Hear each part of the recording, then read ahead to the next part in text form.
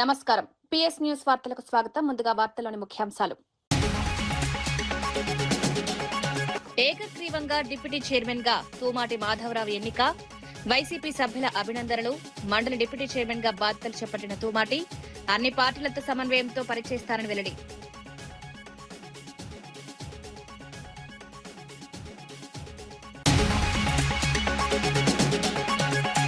ఆయుష్ విద్యార్థుల stipend పెంచాల్సిందేనన్న Ramachandra Rao. Stipend బకాయిలు వెంటనే చెల్లించాలని డిమాండ్.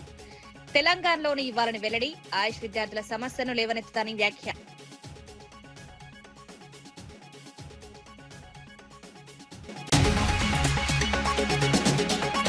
బీసీ డిక్లరేషన్ ఎప్పుడు అమలు చేస్తారన్న ఆనంద్ గౌడ్. విగ్రహాలు పెడితే బీసీల సమస్యలు పరిష్కారం అవుతాయా అని ప్రశ్న. విద్యార్థుల ఫీజు బకాయిలు వెంటనే చెల్లించాలని డిమాండ్. జనగామకు సర్దార్ సర్వాయి పాపన్న పేరు పెట్టారన్న ఆనంద్.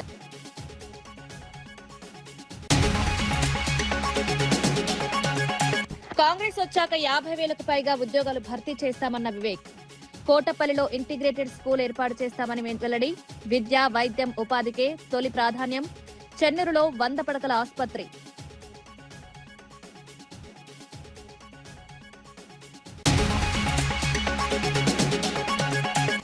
స్థానిక ఎన్నికల్లో 34% బీసీ రిజర్వేషన్లపై కొల్లు హర్షం. బీసీల రాజకీయ ప్రాతినిధ్యం పెంచడమే లక్ష్యం. బీసీ రిజర్వేషన్లకు చట్టపరమైన రక్షణ. 34% రిజర్వేషన్లని కూటమి ప్రభుత్వ కీలక నిర్ణయం. ఆంధ్రప్రదేశ్ శాసన మండలి డిప్యూటీ చైర్మన్ గా తూమాటి మాధవరావు ఏకగ్రీవంగా ఎన్నికయ్యారు. మండలి సమావేశంలో డిప్యూటీ చైర్మన్ ఎన్నిక ప్రక్రియ పూర్తయిన అనంతరం చైర్మన్ మోషన్ రాజు అధికారికంగా మాధవరావు ఎన్నికను ప్రకటించారు. డిప్యూటీ చైర్మన్ పదవికి తూమాటి మాధవరావు ఒక్కరే నామినేషన్ దాఖలు చేయడంతో ఏకగ్రీవ ఎన్నికకు మార్గం సుగమమైంది. ఎన్నికల అనంతరం మండలిలో ఆయనకు పలువురు సభ్యులు అభినందనలు తెలిపారు. వైసీపీకి చెందిన సభ్యులు కూడా మాధవరావును అభినందించి శుభాకాంక్షలు తెలియజేశారు. మండలి వ్యవహారాలను సమర్థవంతంగా నిర్వహించడంలో డిప్యూటీ చైర్మన్ గా తన బాధ్యతను సమర్థవంతంగా నిర్వహిస్తారని మాధవరావు తెలిపారు. సభ్యుల హక్కులు, ప్రజా సమస్యలపై చర్చలకు ప్రాధాన్యమిస్తారని పేర్కొన్నారు. మండలి కార్యకలాపాలు సజావుగా కొనసాగేందుకు అన్ని పార్టీల సభ్యులతో సమన్వయంతో పనిచేస్తానన్నారు.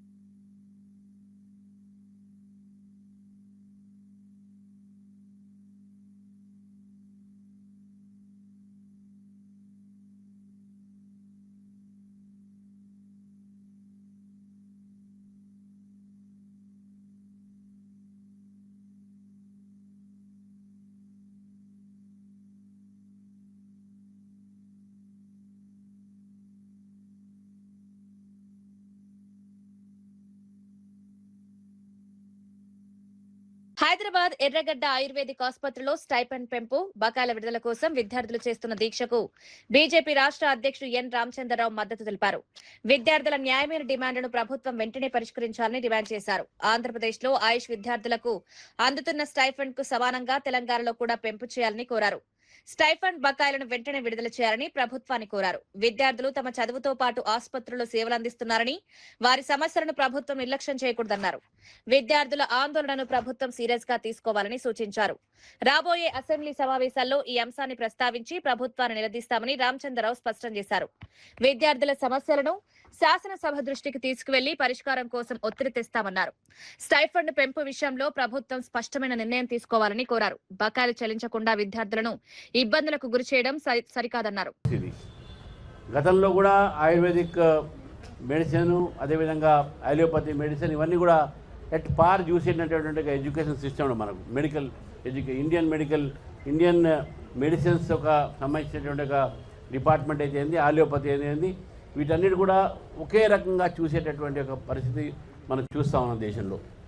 మరి ఈరోజు ఏ విధంగా అయితే విద్యార్థులకు ఆంధ్రప్రదేశ్లో పోస్ట్ గ్రాడ్యుయేట్కు ఇచ్చేటటువంటి ఒక పెన్షన్ ఏ విధంగా ఉంది, తెలంగాణలో ఇచ్చేటువంటి పెన్షన్ ఏ విధంగా ఉంది. వాస్తవానికి 2006లోనే ఒక జియో వచ్చింది. మరి ఆ రోజు ఆంధ్రప్రదేశ్ ఉమ్మడిగా ఉన్నప్పుడు మరి అప్పుడు ఇచ్చినటువంటి ఒక ఉత్తర్వు మరి దాని తర్వాత 2016లో దాకా కొనసాగిస్తూ దాన్ని ఆపేసినటువంటి పరిస్థితి మనం బీఆర్ఎస్ ప్రభుత్వం చూసినాం. కోర్టుకు వెళితే మళ్ళీ బీఆర్ఎస్ ప్రభుత్వం సుప్రీంకోర్టుకు వెళ్ళింది. అంటే విద్యార్థులకు స్టైపెండ్ ఇవ్వకుండా సుప్రీంకోర్టు కూడా మొండికాయ ఒక వేసి విత్ ఎరియర్స్ కూడా వాళ్ళకి ఇవ్వాలి, స్టైపెండ్ ఇంక్రీజ్ స్టైపెండ్ ఇవ్వాలని చెప్పేసి సుప్రీంకోర్టు చెప్పింది. అయినప్పటికీ కూడా గత ప్రభుత్వము ఈ ప్రభుత్వము ఇది ద్వంద్వనాలి ప్రభుత్వం. బట్టి ఇప్పుడే వినిపించారు అఖిల్. మనకు అసెంబ్లీలో మాట్లాడినటువంటి ఒక మంత్రి, ఇప్పుడు ఫైనాన్స్ మంత్రి, డిప్యూటీ సీఎం, ఆ రోజు విద్యార్థులకు ఇవ్వాలని చెప్పేసి మాట్లాడిన వ్యక్తులు ఈరోజు ఎందుకు మర్చిపోతున్నారనే విషయాన్ని కూడా గుర్తు చేసుకోవచ్చు. కామారెడ్డిలో ప్రకటించిన బీసీ డిక్లరేషన్ ను తెలంగాణ ముఖ్యమంత్రి రేవంత్ రెడ్డి ప్రభుత్వం వెంటనే అమలు చేయాలని బీజేపీ ఓబీసీ మోర్చా రాష్ట్ర అధ్యక్షుడు ఆనంద్ గౌడ్ డిమాండ్ చేశారు. కేవలం బీసీ నేతల విగ్రహాలను ఆవిష్కరించడం ద్వారా బీసీలను మభ్యపెట్టలేరని విమర్శించారు.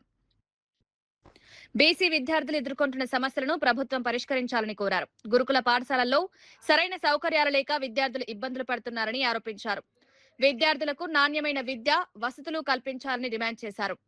ఫీజు రియంబర్స్మెంట్ బకాయిలను ప్రభుత్వం వెంటనే విడుదల చేయాలని కోరారు. బీసీ విద్యార్థుల భవిష్యత్తును దృష్టిలో పెట్టుకుని ప్రభుత్వం చర్యలు తీసుకోవాలని సూచించారు. గౌడ సంఘాలకు 5 ఎకరాల చొప్పున ఈతవనాలు కేటాయించాలని డిమాండ్ చేశారు. జనగామ జిల్లాకు సర్దార్ సర్వాయి పాపన్న పేరు పెట్టాలని కోరారు. బీసీల సంక్షేమం విషయంలో ప్రభుత్వం ఇచ్చిన హామీలను నిలబెట్టుకోవాలన్నారు. కనీసం ఒక 100 మండలాలకు 5 ఎకరాలు ఈ మండలాలలో ఇస్తున్న గౌడు సొసైటీలకు అని చెప్పినట్టే నిజంగా పాపన్న ఆశయాలతో నడిపిస్తున్నాడు. పాపన్న ఏ ఆశయాలతోనైతే పేదలకు సాయం చేయాలనుకున్నాడో రేవంత్ రెడ్డి విగ్రహంతో పాటు గౌడన్నలకు 5 ఎకరాలు ఇన్ని మండలాలలో ఇచ్చిందని ఆయన చేతికెళ్ళి సర్టిఫికేట్ తీసుకొని 5 మండలాల సొసైటీకి ఇస్తే నిజంగా రేవంత్ రెడ్డి నిజంగా బీసీల పక్షపాత అని తెలుస్తుంది. నువ్వు ఆడ చెప్తున్నావు ఏంటంటే ప్రాజెక్టుల పక్కనంట ఈత వనాలు, తాటి వనాలు పెంచాలంట. ఈయన ప్రాజెక్ట్ ఏడగడుతుండో ఏడుందో ప్రాజెక్టు అంటే 5 ఎకరాలు బొదబెట్టిండు. ఆ మాట లేదు. కానీ ఇప్పుడేం చెప్తుండంటే ప్రాజెక్టుల పట్ల పెడితే కొట్లాటలు ఉన్నాయంట. మరి అది పోనీ హైదరాబాద్లో నువ్వు ఆ చెరువు ఈ చెరువు ఇక్కడ మరి చెరువు పక్కకి ఏమన్నా ఒక్క తాటి చెట్టు ఇటు చెట్టు పెట్టినావా? ఆడ కూడా గొడవలు లేవు కదా. ఉప్పలమన్న అయింది, ఉప్పల పక్కకే నువ్వు తాటి చెట్టు పెట్టినావాను. రకరకాల చెట్లు పెడతారు కదా. పోనీ 500 చెట్లు పెడతావు, 50 తాటి చెట్లు ఇటు అంటే డాష్ దొరికింది. కుల సంఘ నాయకులను సంతోషపెట్టడానికి సంతోషం. మీరు పెట్టకముందే పాపన్న విగ్రహాలు మండలానికి ఉన్నాయి. ఇలా ట్యాంక్ బోర్డు మీద నువ్వు పెట్టకముందే బీజేపీ ఓబీసీ మోర్చా గత 2 సంవత్సరాల నుంచి మీరు పెట్టినా పెట్టకపోయినా మేము తప్పనిసరిగా మా ప్రభుత్వం రాగానే ట్యాంక్ బోర్డు పైన సర్దార్ పాపన్న విగ్రహం పెడతామని ఆడ ప్రతి సంవత్సరం మేము ఫోటో తీసుకుపోయి ఆడ నివాళులు అర్పిస్తున్నాం. గత 2 సంవత్సరాల నుంచి మేము సంతోషం. నువ్వు పెట్టినావు, మేము పెట్టదు తప్పంటలేను. కానీ వాళ్ళు ఏ ఆశయాలతోనైతే వాళ్ళు ఈ ఉద్యమాలు చేసి ప్రజల పక్షాన నిలబడ్డారో నువ్వు వాళ్ళని గౌరవిస్తూ, కానీ ఆ ప్రజలు అనేక రకాలుగా ఇబ్బందులు అవుతుంటే వాళ్ళకి ఏం చేసినావో చెప్పు. నేను ఒకటి డిమాండ్ చేస్తున్నా. నువ్వు గంగపుత్రులకు చెప్పినావు, ముద్దురాజులకు సంతోషం. ముద్దురాజులకు కూడా అఫీషియల్గా ఒక కార్యక్రమం పెడుతున్నాను. అంటే కార్యక్రమాలతోని కుల సంఘాలను సంతోష పెట్టాలనుకుంటున్నావా? వాళ్ళకు సంక్షేమాలు పంచి వాళ్ళ బ్రతుకులో. పొట్టి శ్రీరాములు నెల్లూరు జిల్లా కేంద్రంలోని ఏసీ సుబ్బారెడ్డి స్టేడియంలో అగ్రి ఎక్స్పో కిసాన్ మేళా కార్యక్రమం నిర్వహించారు. ఆంధ్రప్రదేశ్ లో వ్యవసాయ శాఖ ఆధ్వర్యంలో వ్యవసాయ సాంకేతిక యాజమాన్య సంస్థ ద్వారా ఈ కార్యక్రమాన్ని ఏర్పాటు చేశారు. రైతులకు ఆధునిక వ్యవసాయ పద్ధతులు, సాంకేతిక పరిజ్ఞానం, వ్యవసాయ రంగంలో వస్తున్న మార్పులపై అవగాహన కల్పించేందుకు ఈ ఎక్స్పో నిర్వహించారు. ఈ కార్యక్రమంలో వివిధ వ్యవసాయ విభాగాలకు సంబంధించిన నిపుణులు, అధికారులు, రైతులు పాల్గొన్నారు. రైతులు ఎదుర్కొంటున్న సమస్యలను అధికారులు, శాస్త్రవేత్తలు ప్రభుత్వ దృష్టికి తీసుకెళ్లే అవకాశం ఈ కార్యక్రమం ద్వారా లభించింది. భారత వ్యవసాయ పరిశోధన మండలికి చెందిన నిపుణులు కూడా కార్యక్రమంలో పాల్గొని రైతులకు పలు సూచనలు చేశారు. వ్యవసాయంలో ఆధునిక సాంకేతిక వినియోగం పెంచాలని సూచించారు. పంటల దిగుబడి పెంచేందుకు శాస్త్రీయ పద్ధతులను అనుసరించాలని రైతులకు వివరించారు. వ్యవసాయ రంగంలో ఎదురవుతున్న సమస్యలను శాస్త్రీయ పరిష్కారాలు కనుగొనే దిశగా నిపుణులు చర్చించారు. రైతులకు మార్కెటింగ్, పంటల నిర్వహణ, సాంకేతిక పరిజ్ఞానంపై అవగాహన కల్పించారు. ప్రభుత్వ పథకాలను రైతులు సద్వినియోగం చేసుకోవాలని సూచించారు. రైతుల సమస్యను సంబంధిత అధికారుల దృష్టికి తీసుకువెళ్లేందుకు కిసాన్ మేళా వేదికగా నిలిచింది. వ్యవసాయ రంగ అభివృద్ధికి ప్రభుత్వం, శాస్త్రవేత్తలు, రైతులు కలిసి పనిచేయాల్సిన అవసరం ఉందని కార్యక్రమంలో పాల్గొన్న వారు పేర్కొన్నారు. చెప్తున్నాను ఇప్పుడు మీరు ఆ రకాలతో పాటు కూడా మన సాంప్రదాయ విత్తనాలను కూడా రీసెర్చ్ సెంటర్స్ లో ఆధునీకరించి ఆర్గానిక్ వ్యవసాయం చేసే రైతులు కానీ మిగతా రైతులకు కానీ ఫౌండేషన్ సీడ్ రూపంలో కానీ సర్టిఫైడ్ సీడ్ రూపంలో కానీ శాస్త్రజ్ఞులు మీ యొక్క రీసెర్చ్ స్టేషన్స్ నుంచి అందించాలని కోరుతున్నాను. నేను ఐఐఆర్కి ఐకార్ కూడా నా లెటర్ ప్యాడ్ మీద అర్జీ కూడా పెట్టడం జరిగింది. బోర్డు మీటింగ్ లో నేను దాన్ని లేవనెత్తి తీసుకొస్తాను. రాష్ట్ర కేంద్ర ప్రభుత్వాల ద్వారా ఏ సహకారం కావాలో నా ద్వారా శాస్త్రజ్ఞులు కానీ రీసెర్చ్ సెంటర్స్ కానీ నా సహకారం అందిస్తానని, మీ యొక్క సలహాలు ఏమైనా ఉన్నా కూడా నాకు లెటర్ రూపంలో ఇస్తే నేను పైన జాతీయ రైస్ సెంటర్ మనకి హైదరాబాద్లోనే ఉండేది కాబట్టి నేను ఒక సంధానకర్తగా రైతులకు కానీ అట్లాగే శాస్త్రజ్ఞులకు కానీ ప్రభుత్వానికి సంధానకర్తగా చేస్తాను. ఇది చాలా బర్నింగ్ ప్రాబ్లం. ఈరోజు ఆర్గానిక్ రైతులు ఆ ఫౌండేషన్ సీడ్ సర్టిఫైడ్ సీడ్ తెచ్చుకోవడానికి ఎక్కడో ఉత్తరప్రదేశ్లోనో బీహార్లోనో గుజరాత్లో ఉన్నటువంటి ఆ రైతుల దగ్గరికి వెళ్లి. నల్గొండ జిల్లాలో నాగార్జున గ్రామీణ పాఠశాల ప్రిన్సిపల్ రూపారెడ్డి హత్య కేసును పోలీసులు ఛేదించారు. ఈ కేసులో ఇద్దరు మైనర్ విద్యార్థులను నిందితులుగా గుర్తించినట్లు ఎస్పీ శరత్ చంద్ర తెలిపారు. దొంగతనం కోసం వచ్చిన ఇద్దరు విద్యార్థులు ప్రిన్సిపల్ కు అనుమానం రావడంతో ఆమె తమను గుర్తిస్తుందనే భయంతో దాడికి పాల్పడ్డారని పోలీసులు వెల్లడించారు. ఈ క్రమంలో ఆమెపై 27 సార్లు కత్తితో పొడిచి హత్య చేసినట్లు దర్యాప్తులో తేలిందని ఎస్పీ తెలిపారు. ఘటనానంతరం పోలీసులు సాంకేతిక ఆధారాలతో దర్యాప్తు చేపట్టారు. నిందితుల కదలికలను పరిశీలించి వారిని గుర్తించినట్లు చెప్పారు. నిందితుల నుంచి సుమారు 1.54 లక్షల నగదు, మొబైల్ ఫోన్లు స్వాధీనం చేసుకున్నట్లు వెల్లడించారు. కేసులో మరిన్ని వివరాలను దర్యాప్తు ద్వారా సేకరిస్తున్నామని పోలీసులు తెలిపారు. ఘటనకు సంబంధించిన ఆధారాలను సేకరించి నిందితుల పాత్రను నిర్ధారించినట్లు చెప్పారు. విద్యా సంస్థలో భద్రతపై కూడా ఈ ఘటన చర్చకు దారితీసింది. ఎవరిని అనే అవకాశం ఉంటుందని చెప్పేసి మళ్ళా ఆలోచిస్తూ స్కూళ్లలో కూడా పిల్లల్ని కూడా బాబు అనే అవకాశం ఉంటుందేమో అని చెప్పేసి సోమవారం అంటే ఒక 1 వీక్ హాలిడేస్ వాళ్ళు ఒక ప్రిన్సిపల్ గారు చనిపోయిన తర్వాత ఒక 4 డేస్ హాలిడేస్ ఇస్తే మళ్ళీ మండే రోజు స్కూల్ రీఓపెన్ అయింది. స్కూల్ రీఓపెన్ అయిన తర్వాత ఎవరైనా పిల్లలు స్కూల్కి రాకుండా ఏమైనా బయట గాలి తిరుగులు ఏమైనా తిరుగుతుర్రా అని చెప్పేసి చెక్ చేస్తే స్కూల్ మొత్తంలో లాస్ట్ 2 రోజుల్లో మనకి ఒక 13 మంది వరకు యాబ్సెంట్ ఉన్నారు. అందులో ఈ సీసీటీవీ కెమెరాస్లో వచ్చిన మన ఫోటోకి ఈ యాబ్సెంట్ ఉన్న పిల్లలకి ఏదైనా లింక్ ఏమైనా ఉందా అని చెక్ చేసుకుంటే ఒక 5 10th క్లాస్ పిల్లల మీద మనకి డౌట్ వస్తుంది. అందులో కూడా వాళ్ళ గురించి మనం బ్యాక్గ్రౌండ్ వెరిఫికేషన్ చేసుకుంటూ ఉంటే ఒక 2 10th క్లాస్ పిల్లలు అదే స్కూల్లో చదువుతున్న పిల్లలు గత 2-3 రోజుల నుంచి కూడా డబ్బులు బాగా ఖర్చు పెడుతూ జనాలు వాళ్ళ ఫ్రెండ్స్లలో కూడా పార్టీలాగా ఇచ్చుకుంటూ ఎక్కువగా గాలి తిరుగుతున్నారని చెప్పి సమాచారం రాగానే వీళ్ళిద్దరి మీద మనకు సస్పిషన్ వచ్చి మనం వీళ్ళిద్దరిని వాళ్ళ పొద్దున మనం వాళ్ళని పట్టుకోవడం జరుగుతుంది. అయితే ఇందులో మనం పట్టుకున్నప్పుడు ఒక పర్సన్ అంటే వీళ్ళందరూ మైనర్స్ కాబట్టి వాళ్ళ పేర్లు మేము చెప్పలేము. అందులో JCL1, JCL2, JCL1 దగ్గర మనం 1,54,000 వరకు క్యాష్ ఆయన దగ్గర దొరుకుతుంది. ఒక చిన్న ఐఫోన్ కూడా ఉంటుంది. ఈ క్యాష్ ఎక్కడి నుంచి వచ్చిందని అడిగే క్రమంలో కూడా నాకు నా తల్లిదండ్రులు ఇచ్చినారని చెప్తారు. కాకపోతే ఆ క్యాష్ మీద రక్తపు మరకలు ఉంటాయి. ఆ రక్తం కూడా మనము చూస్తే హ్యూమన్ బ్లడ్, ఎమ్మటే ల్యాబ్కి పంపిస్తే హ్యూమన్ బ్లడ్ అని చెప్పడం జరిగింది. అయితే దాని తర్వాత మళ్ళా ఇంట్రాగేషన్లో వాళ్ళిద్దరూ కక్ష పెట్టుకొని రూపారెడ్డిని ప్లాన్ వేసి మర్డర్ చేసినట్టు కన్ఫెస్ చేసినారు.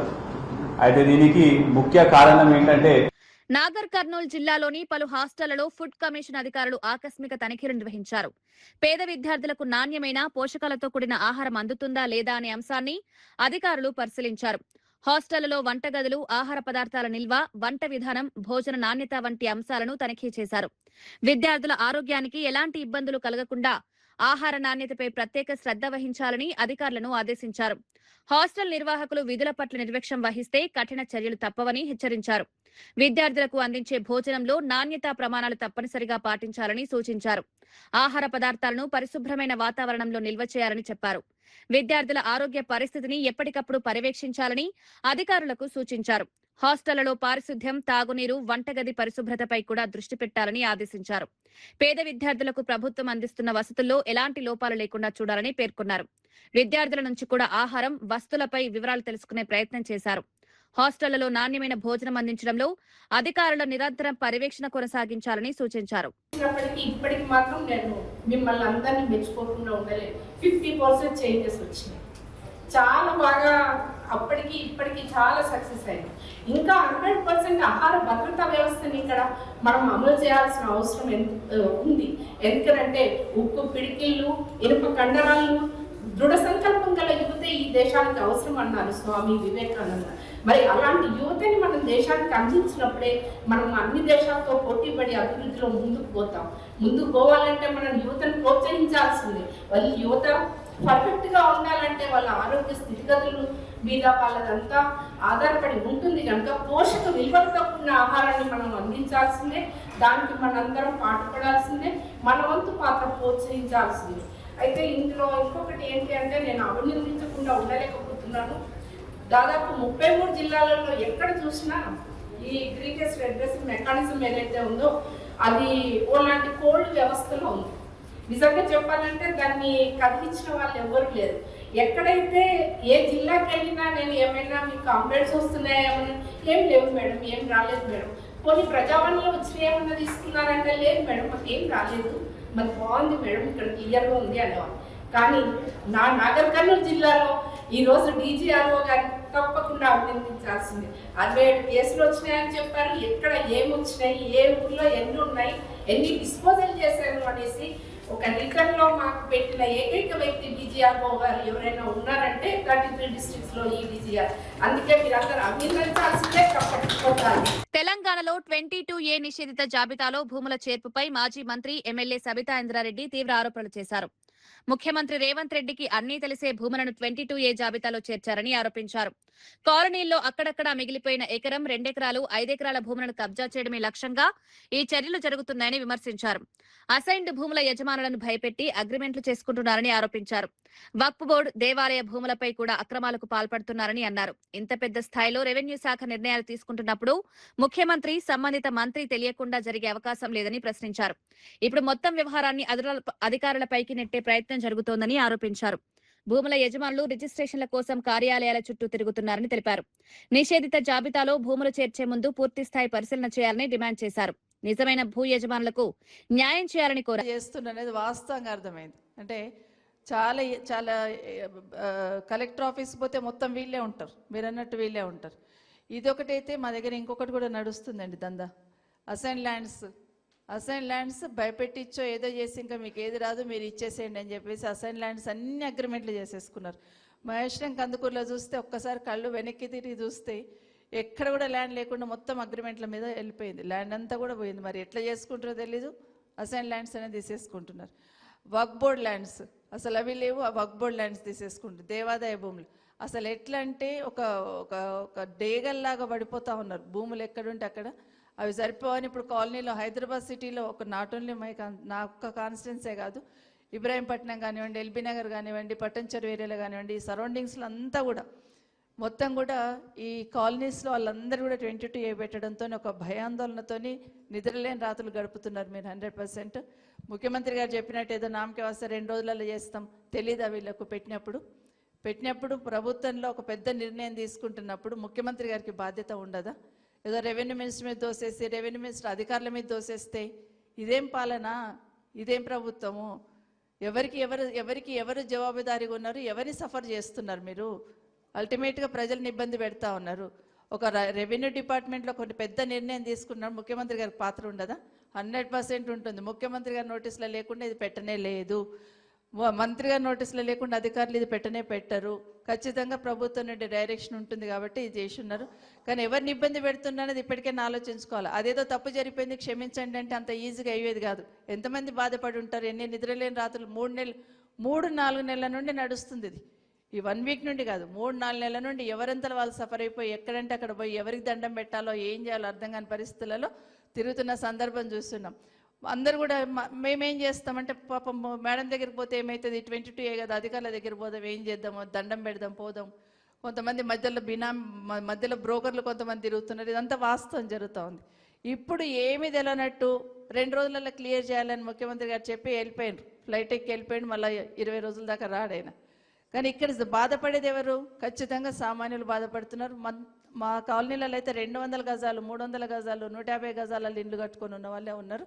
కానీ మీకు కూడా నా రిక్వెస్ట్ ఏంటంటే ఎక్కడ కూడా భయపడకండి. ఖచ్చితంగా మీ తరఫున ఫైట్ చేయడానికి కేసీఆర్ గారి నాయకత్వంలో పెద్దలు హరీష్ రావు గారు ఇప్పుడు ఏదో చెప్తున్నారో మీకు భరోసా ఇచ్చే ప్రయత్నం.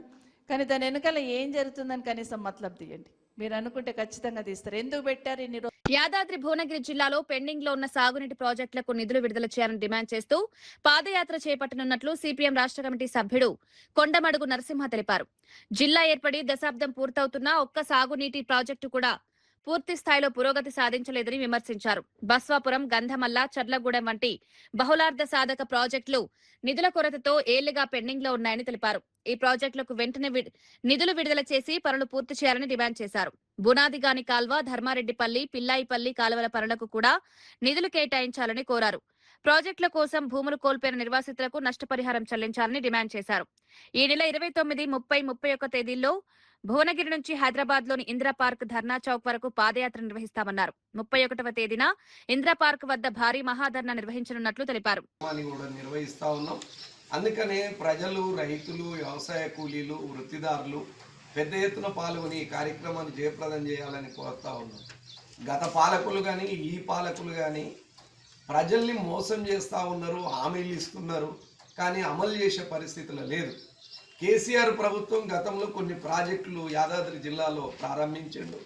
ఇందులో ప్రధానమైనది బస్వాపురం రిజర్వాయర్కి సంబంధించి, అదేవిధంగా మునుగోడు ప్రాంతానికి కీలకమైన ప్రాజెక్టు కూడా ప్రభుత్వం ఆ రోజు తీసుకున్న శివనగూడెం సంబంధించిన ప్రాజెక్టు, అదేవిధంగా ఈ మధ్య కాలంలో గంధమల్ల ప్రాజెక్టు, ఈ 3 ప్రధాన ప్రాజెక్టులు యాదాద్రి జిల్లాకు రైతాంగానికి సాగునీరుకు ఉపయోగపడే ప్రాజెక్టులు ఉన్నాయి. అదేవిధంగా చిన్ననీటి కాలువలు, పోచంపల్లిలో ప్రధానమైన కాలువ పిలాయిపల్లి కాలువ, ఈ కాలువ కూడా పూర్తి స్థాయిలో పూర్తి కాలేదు. ఇంకా నష్టపరిహారం రైతులకు రావాల్సి ఉంది, వెడల్పు చేయవలసి ఉంది, నీళ్లు అందించవలసి ఉన్నది. ఈ నీళ్లు సరిగ్గా అందించే పరిస్థితిలో కూడా ప్రభుత్వం లేని పరిస్థితి ఉంది. ఈ ప్రాంతం దోతిగూడెం కానీ, జుబ్లక్పల్లి కానీ, అంతమ్మగూడెం కానీ మొత్తం ఈ ప్రాంతంలో సుక్క నీరు లేని పరిస్థితి ఉంది. అందుకని మూసీ జలాలు కూడా ఈ ప్రాంతానికి తీసుకురావడానికి ప్రయత్నం చేయాలి. పోచంపల్లి, మూసీ విషకాలుష్యం నుంచి. కడప జిల్లా బ్రహ్మంగారి మఠం మండలం కమ్మవారిపల్లిలో భూ వివాదం రాజకీయ రంగు పులుముకుంది. తమ పూర్వీకుల భూమిని రాజకీయ కక్షలతో ఆక్రమించుకునేందుకు ప్రయత్నాలు జరుగుతున్నాయని ముద్దు కృష్ణమనాయుడు ఆరోపించారు. దిరసవంచ రెవెన్యూ పరిధిలోని సర్వే నెంబర్లు 818, 819లో ఉన్న భూములపై వివాదం కొనసాగుతోందన్నారు. గత 4 తరాలుగా తమ కుటుంబానికి చెందిన 14 మంది భౌతిక కాయాలను ఖననం చేసిన స్థలాన్ని కూడా ఆక్రమించేందుకు ప్రయత్నిస్తున్నారని ఆరోపించారు. ప్రత్యర్థులు తమపై ఆరోపణలు చేస్తున్నారని, అయితే వారి వద్ద ఉన్న పత్రాలపై కూడా అనుమానాలున్నాయన్నారు. కొమ్మినేని మాధవ నకిలీ డీకేటీ పత్రాలు సృష్టించారని ఆరోపించారు. మాదాల సుబ్బయ్య ఆర్ఎస్ఆర్ పత్రాలను ట్యాంపర్ చేసి భూమి విస్తీర్ణాన్ని మార్చారని పేర్కొన్నారు.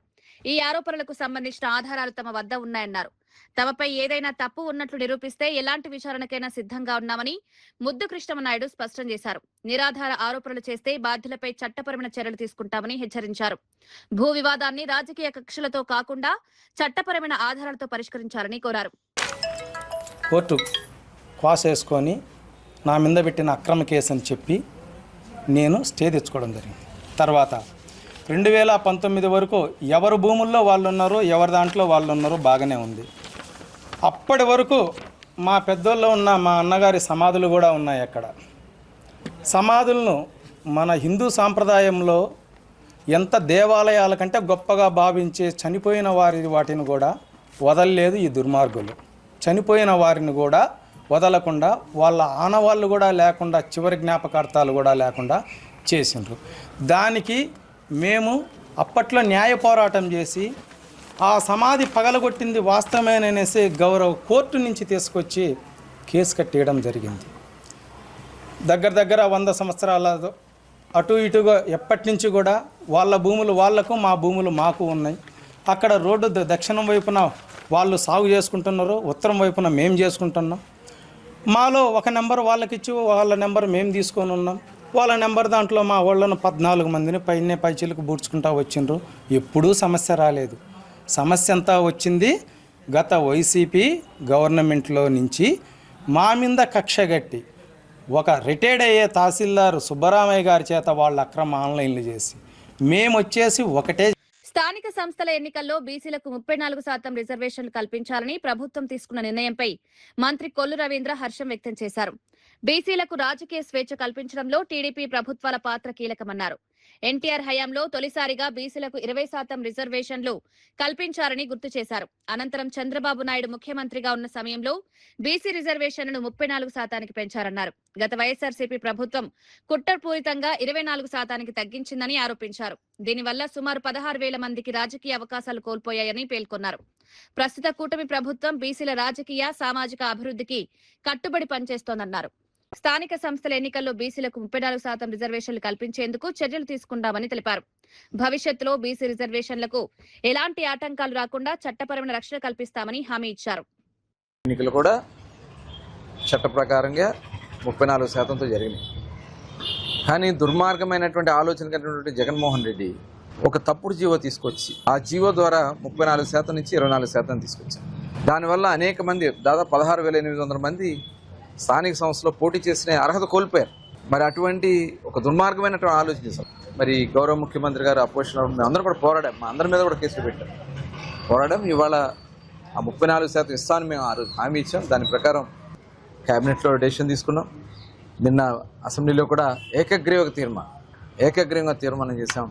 ఇది మరొక బలహీన వర్గాలకు ఒక పండగ దినం అని కూడా ఈ సందర్భంగా తెలియజేస్తూ ఇది భవిష్యత్ తరాలకి రాబోయే కాలంలో మరింత చైతన్యం తీసుకురావడానికి, ఎందుకంటే సుప్రీంకోర్టులో కేసులు వేయిస్తారు, తప్పుడు పనులు చేయిస్తారు, అవన్నీ చేసినా కూడా చట్ట ప్రకారం ఎదుర్కొంటానికి ఇవాళ ప్రభుత్వం సిద్ధంగా ఉంది. సైబర్ నేరస్తులు చేసిన ₹1 కోటి మోసాన్ని సైబరాబాద్ పోలీసులు కేవలం 10 రోజుల్లో ఛేదించారు. బాధితుడి నుంచి మోసపూరితంగా బదిలీ అయిన మొత్తం ₹1 కోటి తిరిగిప్పించారు. ఓ చీరల వ్యాపారి పేరుతో నకిలీ వాట్సాప్ సందేశాన్ని అతని అకౌంటెంట్ కు పంపిన సైబర్ నేరస్తులు అత్యవసరంగా డబ్బు పంపించాలని నమ్మించారు. దీంతో అకౌంటెంట్ ₹1 కోటి మరో బ్యాంకు ఖాతాకు బదిలీ చేశారు. విషయం తెలుసుకున్న బాధితుడు పోలీసులను ఆశ్రయించడంతో సైబరాబాద్ సైబర్ క్రైమ్ పోలీసు దర్యాప్తు ప్రారంభించారు. సాంకేతిక ఆధారాలను పరిశీలించిన పోలీసులు ఉత్తరప్రదేశ్లోని లక్నోకు చెందిన దీపక్ కుమార్ ను అరెస్ట్ చేశారు. అతని నుంచి కీలక వివరాలు సేకరించారు. నేరస్తులు ఉపయోగించిన బ్యాంకు ఖాతాలు, డిజిటల్ లావాదేవీలను పోలీసులు పరిశీలించారు. వేగంగా దర్యాప్తు చేసి బాధితుడి మొత్తం డబ్బును తిరిగి ఇప్పించారు. వాట్సాప్ లో కనిపించే పేరు, ప్రొఫైల్ ఫోటో ఆధారంగా మాత్రమే వ్యక్తిని నమ్మి డబ్బులు బదిలీ చేయవద్దని సైబరాబాద్ సిపి రమేష్ సూచించారు. గుర్తు తెలియని వ్యక్తులు పంపే ఏపీకా ఫైళ్లను ఇన్స్టాల్ చేయొద్దని హెచ్చరించారు. అనుమానాస్పద లింకులు, సందేశాల విషయంలో అప్రమత్తంగా ఉండాలని సూచించారు. ఓటీపీలన్నీ వాళ్ళ ఫోన్లోకి వచ్చిన తర్వాత వాటిని ఆపరేట్ చేసి మనీని డైవర్ట్ చేయడం, అప్రమత్తంగా ఉన్నప్పుడు ఇమీడియట్గా సైబర్ క్రైమ్ పోలీసుల సూచన మేరకు సైబరాబాద్లో ఆ బ్యాంక్ అకౌంట్ని 24 గంటల్లోపే మన అధీనంలోకి తెచ్చుకోవడం జరిగింది. సైబరాబాద్ పోలీసులు డీసీపీ గారి ఆధ్వర్యంలో 100% రికవరీ చేయడం జరిగింది. ఇది మన భారతదేశంలోనే one of the very fewest cases. మాది ఒక సారీ కంపెనీ ఉంది. దాంట్లో నుంచి మా అకౌంటెంట్కు మా ఎండి గారు మెసేజ్ పంపించినట్టు ఒక మెసేజ్ వచ్చి అర్జెంటుగా ట్రాన్స్ఫర్ చేయమని చెప్పి అకౌంట్ నెంబర్ పంపించారు. మా అకౌంటెంట్ కొంచెం కన్ఫ్యూజ్ అయిపోయి ఆ డబ్బులు పంపించారు. మేము అది మాకు మెసేజ్ రాగానే తెలియగానే ఇమీడియట్ సైబర్ క్రైమ్ మేము అప్రోచ్ అయ్యాము. కేసు పెట్టగానే మాకు సార్ వాళ్ళంతా సపోర్ట్ చేసి మా డబ్బు రికవరీ చేయించారు. ఏపీకే ఫైల్ ఏదో మా అకౌంటెంట్కి పంపించిండ్రు. తెలియక తను అది క్లిక్ చేశాడు. క్లిక్ చేయగానే తన ఫోను వాళ్ళ కంట్రోల్లోకి వెళ్ళిపోయింది. సో మేము పంపినట్టు మెసేజెస్ వస్తున్నాయి ఆయనకి. యాక్చువల్లీ మాకేం సంబంధం, అంటే మాకు కనెక్షన్ లేదు, కానీ తనకి మాత్రం మేము పంపిస్తున్నట్టు వచ్చినాయి మెసేజెస్. రాష్ట్రంలో కాంగ్రెస్ ప్రభుత్వం అధికారంలోకి వచ్చిన తర్వాత ఇప్పటి వరకు 50,000కు పైగా ఉద్యోగాలు భర్తీ చేస్తామని మంత్రి వివేక్ తెలిపారు. మంచిర్యాల జిల్లా కోటపల్లి మోడల్ స్కూల్లో 50 లక్షల రూపాయల అభివృద్ధి పనులకు శంకుస్థాపన చేశారు. విద్యార్థులకు మెరుగైన విద్యా వసతులు కల్పించేందుకు ప్రభుత్వం చర్యలు తీసుకుంటోందన్నారు. కోటపల్లిలో ఇంటిగ్రేటెడ్ స్కూల్ ఏర్పాటు చేసే ప్రణాళిక ఉందని వెల్లడించారు. గ్రామీణ ప్రాంతాల్లోని విద్యార్థులకు నాణ్యమైన విద్య అందుబాటులోకి తీసుకురావడమే ప్రభుత్వ లక్ష్యమన్నారు. పాఠశాలల్లో మౌలిక వసతులను మెరుగుపరచడానికి అవసరమైన నిధులు కేటాయిస్తున్నామన్నారు. విద్యతో పాటు గ్రామీణ ప్రాంతాల్లో వైద్య సదుపాయాలను కూడా పెంచుతున్నామని తెలిపారు. చెన్నూరులో 100 పడకల ఆసుపత్రిని ఏర్పాటు చేశామని, త్వరలోనే దాన్ని ప్రారంభిస్తామని వెల్లడించారు. గ్రామీణ ప్రాంత ప్రజలు మెరుగైన వైద్యం కోసం దూర ప్రాంతాలకు వెళ్లాల్సిన అవసరం లేకుండా చర్యలు తీసుకుంటున్నామన్నారు. అభివృద్ధి పనులను వేగంగా పూర్తి చేయాలని అధికారులకు సూచించారు. నేను మా డిఎంఎఫ్టీ కింద మీకు నిధులు శాంక్షన్ చేస్తాను. అందరూ హాస్పిటల్ పోవాలంటే ఇంతకుముందు కరీంనగర్ మంచిర్యాల పోతుండే, కానీ ఇప్పుడు మనము 50 బెడెడ్ హాస్పిటల్ ఫుల్ అయింది. ఇక్కడ 100 బెడెడ్ హాస్పిటల్ ఇప్పుడే కలెక్టర్ గారు చెప్తున్నాను. మన గవర్నమెంట్ హాస్పిటల్లో మంచి ట్రీట్మెంట్, ఫ్రీ ట్రీట్మెంట్ మీకు వస్తుంది. సో మీరు ఇక్కడ మంచిగా ట్రీట్మెంట్ తీసుకోండి. చెన్నూరులో ఏమేం ఫెసిలిటీస్ కావాలో అన్నీ కూడా మనమే గవర్నమెంట్ తరఫు నుంచి కల్పించి మనము చెన్నూరు నియోజకవర్గాన్ని అభివృద్ధి బాటలో తీసుకుపోతానని చెప్పి మీ అందరికీ మాటిస్తూ ముగిస్తున్నాను. ఏకగ్రీవంగా డిప్యూటీ చైర్మన్ గా తూమాటి మాధవరావు ఎన్నిక, వైసీపీ సభ్యుల అభినందనలు. మండలి డిప్యూటీ చైర్మన్ గా బాధ్యతలు చేపట్టిన తూమాటి అన్ని పార్టీలతో సమన్వయంతో పనిచేస్తారని వెల్లడి.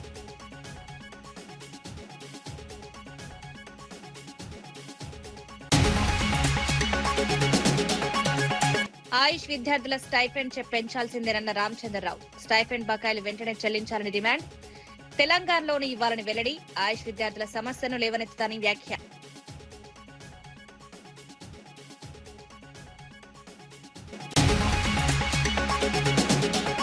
బీసీ డిక్లరేషన్ ఎప్పుడు అమలు చేస్తారన్న ఆనంద్ గౌడ్. విగ్రహాలు పెడితే బీసీల సమస్యలు పరిష్కారం అవుతాయా అని ప్రశ్న. విద్యార్థుల ఫీజు బకాయిలు వెంటనే చెల్లించాలని డిమాండ్. జనగామకు సర్దార్ సర్వాయి పాపన్న పేరు పెట్టారన్న ఆనంద్.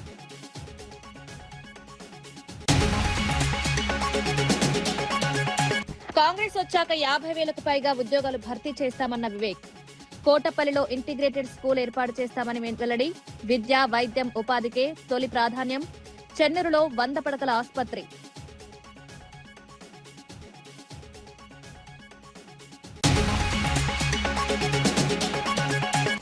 స్థానిక ఎన్నికల్లో 34% బీసీ రిజర్వేషన్లపై కొల్లు హర్షం. బీసీల రాజకీయ ప్రాతినిధ్యం పెంచడమే లక్ష్యం. బీసీ రిజర్వేషన్లకు చట్టపరమైన రక్షణ. 34% రిజర్వేషన్లని కూటమి ప్రభుత్వ కీలక నిర్ణయం.